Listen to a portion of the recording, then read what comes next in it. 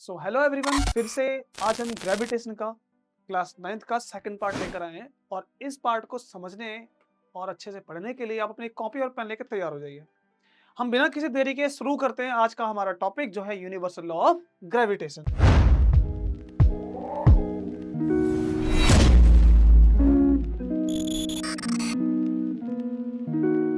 क्या होता है ये लॉ? पहले इसकी एक बार स्टेटमेंट को पढ़ लेते हैं, समझ लेते हैं ताकि आप एग्जाम में अच्छे से लिख सकें। सो यहाँ लिखा है कि every particle in the universe attracts every other particle. भाई अट्रैक्ट वो तभी कर पाएगा जब उसके पास मास होगा। अब पार्टिकल हमने बोल दिया है तो समझ जाओ कि उसके पास मास, तो अट्रैक्ट करता है with a force that is directly proportional to the product of their masses and inversely proportional to the square of the distance between their centre. जैसे मान लेते हैं कि दो मास है, एक है m1 और एक है m2। ठीक है, ये इनका सेंटर है। सेंटर से क्यों ले रहे हैं भाई? ये न्यूटन की फिजिक्स है। न्यूटोनियन फिजिक्स हमेशा सेंटर के लिए या पॉइंट मास के लिए, पॉइंट के लिए काम करते हैं, एक पार्टिकल के लिए। एक बड़ी बड़ी बॉडी के लिए लगाने जाओगे तो गड़बड़ हो जाएगी। इसलिए कभी भी जब कैलकुलेशन करो तो दो मासेस का जो सेंटर है उनके बीच की डिस्टेंस को लेना है। तो जो फोर्स है जो बता रही है आपको स्टेटमेंट कि जितना उनका मास ज्यादा होगा उनके बीच की फोर्स भी ज्यादा होगी, और जितनी डिस्टेंस ज्यादा होगी फोर्स कम होती जाएगी। एक अलग से इंफॉर्मेशन बताता हूं मैं, ये जो फोर्स है दिस इज रियल फोर्स। ठीक है, रियल फोर्स कौन सी फोर्स होती है? वो फोर्स जो हमेशा पेयर में बनती है, occur in pair. Occur in pair, pair में बनने का मतलब है this follows action reaction pair. Action reaction pair. So mind it, जब भी हम कभी इसके बारे में पढ़ें, जाने, समझ लें, तो ये जो बात है इसको दोबारा सुनिए। ये जो ग्रेविटेशन लॉ है, ग्रेविटेशन फोर्स है, ये एक रियल फोर्स है जो एक्शन रिएक्शन के पेयर को फॉलो करती है। और इस वजह से ये कह सकते हैं कि जितना एक्शन ये बॉडी उसको दे रही है उतना ही रिएक्शन ये बॉडी इसको दे रही है। यानी कि अगर ये अर्थ है, ये चींटी है, तो जितना अर्थ चींटी को फोर्स लगा रही है चींटी भी अर्थ को उतना ही लगा रही है। ध्यान रहे, यही होता है इसका रियल मीनिंग।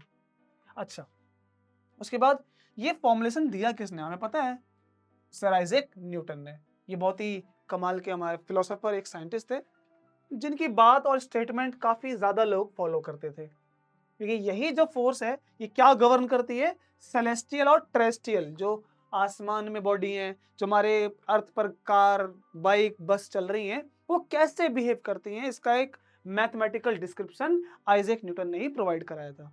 अब इस फॉर्मूले की मैथमेटिकल एक्सप्रेशन देख लेते हैं जो क्या लिखा है, F इक्वल्स जी m1 m2 अपॉन में r स्क्वायर। फिर से लिखते हैं इसको, F इक्वल्स जी m1 m2 अपॉन में r स्क्वायर। r क्या है? उनके बीच के सेंटर का डिस्टेंस। r लिखो चाहे d लिखो।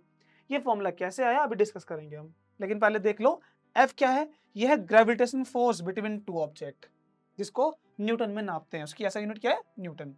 और जो यूनिट्स साइंटिस्टों के नाम पर होती हैं वो हमेशा कैपिटल लेटर से डिनोट की जाती है, इसलिए न्यूटन। जो यहाँ पर कैपिटल जी है ये क्या है? यह है यूनिवर्सल ग्रेविटेशनल कांस्टेंट। इसको यूनिवर्सल क्यों कहते हैं ये अभी हम आगे देखेंगे जब हम सेकंड पार्ट देख रहे होंगे इसका। इसकी वैल्यू दी गई है 6.67 10⁻⁻11 न्यूटन मीटर स्क्वायर पर केजी स्क्वायर। ये कैसे आता है वी विल सी। बाकी ध्यान दीजिए इसकी वैल्यू कैसे आई है ये मैं आपको बता देता हूँ। इसकी वैल्यू को इवेल्युएट किया है कैवेंडिश एक्सपेरिमेंट। ये समझ लो कि एमसीक्यू के लिए काम आएगा, बस लिख लो कैसे एक्सपेरिमेंट है, क्या एक्सपेरिमेंट है, छोड़ो। ये कैवेंडिश एक्सपेरिमेंट किया गया था, तो हेनरी कैवेंडिश ने इसकी वैल्यू निकाली थी। और m1 m2 क्या आपको पता है? मास है ऑब्जेक्ट के, और r क्या है? उनके बीच का सेपरेशन, उनके बीच की डिस्टेंस। अब हम देखते हैं इसकी डेरिवेशन कैसे की जाती है। तो जैसा स्टेटमेंट कहती है कि universal law of gravitation force directly depends on the product of two masses. ठीक है, फर्स्ट। और सेकंड है कि इट डिपेंड्स इनवर्सली स्क्वायर। अब ये इनवर्स स्क्वायर पे डिपेंड करती है उनके बीच के डिस्टेंस के, तो इस लॉ का एक दूसरा नाम बोला जाता है, उसका दूसरा नाम है इनवर्स स्क्वायर लॉ। कभी कभी ऐसे भी आता है कि what is inverse square law, तो यही है न्यूटन का सेकंड लॉ। Gravitation law. अब इसके बाद जब दोनों को कंबाइन करते हैं by combining equation 1 and 2, by combining equation 1 and equation 2, हमें क्या रिजल्ट मिलता है, चलिए वो देख लेते हैं एक बार।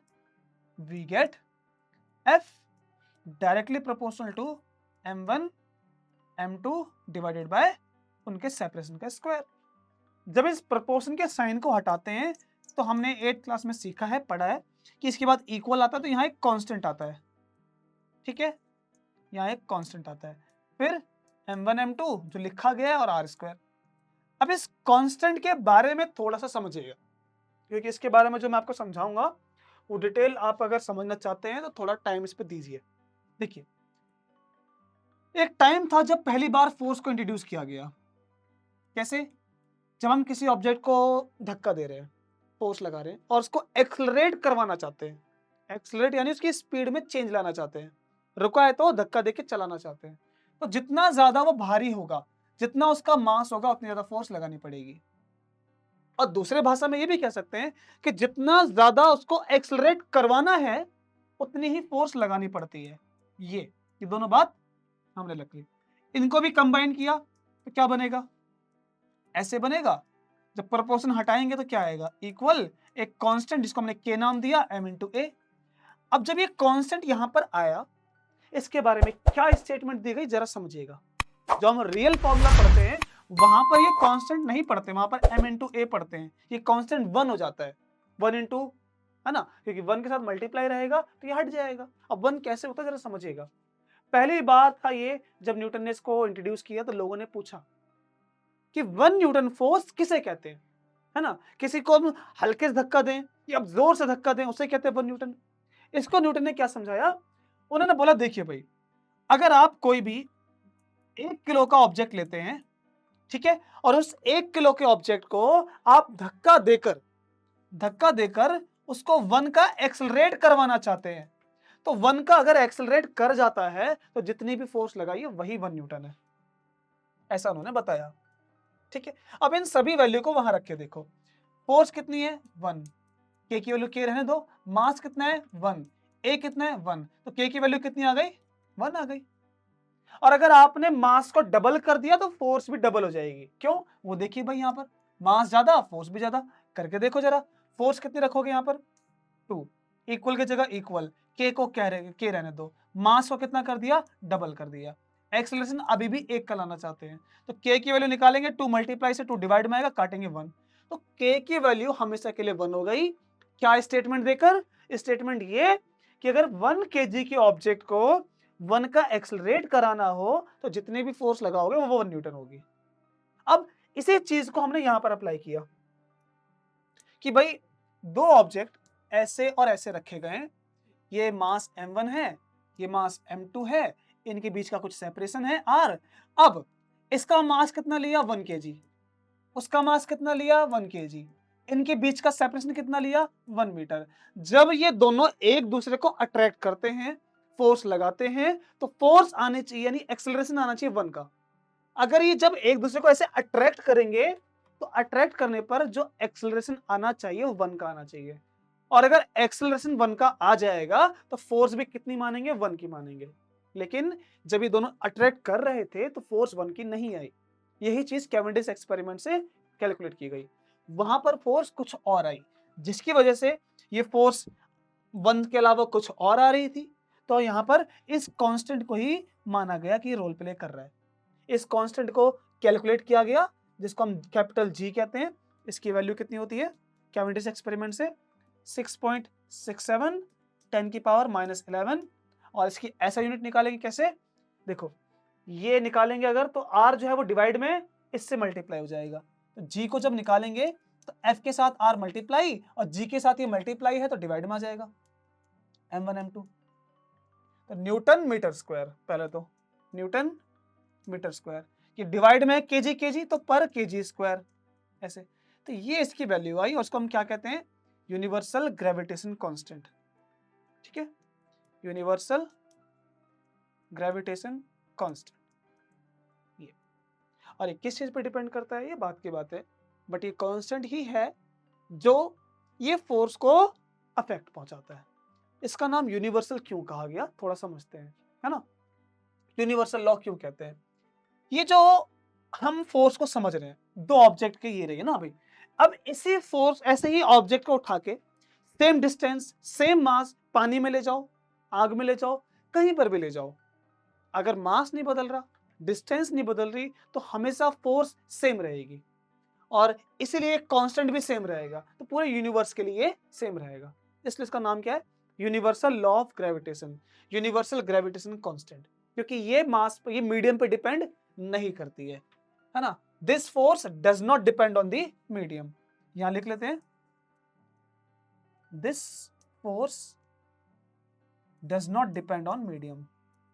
और ये ग्रेविटेशन कांस्टेंट भी डिपेंड नहीं करता, does not depend on medium. तो ये तो हो गई इसकी डेरिवेशन की बात, जो हमने ये फॉर्मूला अचीव कर लिया, ये वाला पूरा। ठीक है भाई, तो इसको याद रखेंगे आप और एग्जाम में F इक्वल्स जी m1 m2 अपॉन में r² लिखेंगे। नेक्स्ट इसका इंपॉर्टेंस क्या है? तो बहुत अच्छी खासी इसकी इंपॉर्टेंस है। पहला, इस मैथमेटिकल कैलकुलेशन से जो हमने इसके इंट्रोडक्शन में हमने समझा था कि रॉकेट लॉन्च करते हैं ये सब चीजें, तो इससे हमें पता लगता है कि प्लेनेट सन के अराउंड कैसे रिवॉल्व करते हैं, है ना। इट एक्सप्लेन्स प्लेनेटरी मोशन, और ये भी एक्सप्लेन करता है कि मून या सैटेलाइट अर्थ के अराउंड कैसे रिवॉल्व करती है। ठीक है। सेकंड है टाइड्स ऑन अर्थ। टाइड्स का मतलब जो पानी का लेवल है, कभी ऊपर कभी नीचे जाता है, कैसे होता है ये फोर्स एक्सप्लेन करती है कि अगर ये अर्थ है, यहाँ पर मून है और इसे कि यहाँ पर सन भी है, तो जब ये दोनों एक साथ रहेंगे तो पानी का लेवल काफी ऊपर आ जाता है, और जब ये अपोजिट रहेंगे तो पानी का लेवल नीचे चला जाता है। ऐसे एक्सप्लेन करती है फोर्स, क्योंकि फोर्स हर ऑब्जेक्ट हर मास पर लगती है। Second, formation of celestial body, की सेलेस्टियल बॉडी बनी कैसे, ये बताता है कि ग्रेविटेशन फोर्स की वजह से सारे छोटे छोटे पार्टिकल आपस में इकट्ठे होकर उन्होंने क्या बनाया, प्लेनेट क्या बनाया, मून क्या बनाया, सन बनाया।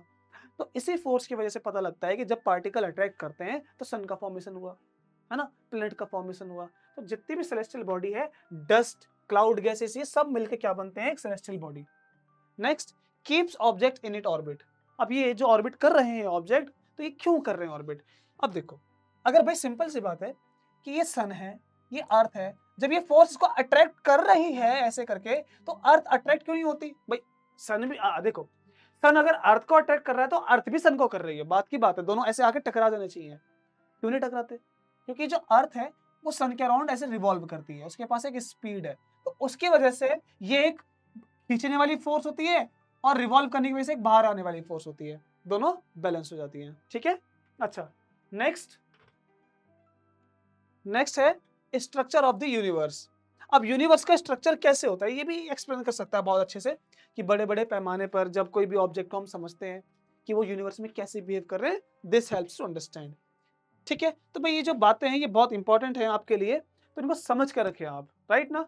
अगर इसको समझेंगे पढ़ेंगे तो आपको समझ में आएगा कि ग्रेविटेशन फोर्स रियल में कितनी इंपॉर्टेंस रखती है हमारी लाइफ में। ओके, चलिए तो मिलते हैं अगले क्लास में नेक्स्ट टॉपिक के साथ। तब तक के लिए चैनल पे बने रहें, चैनल को सब्सक्राइब करना ना भूलें। धन्यवाद।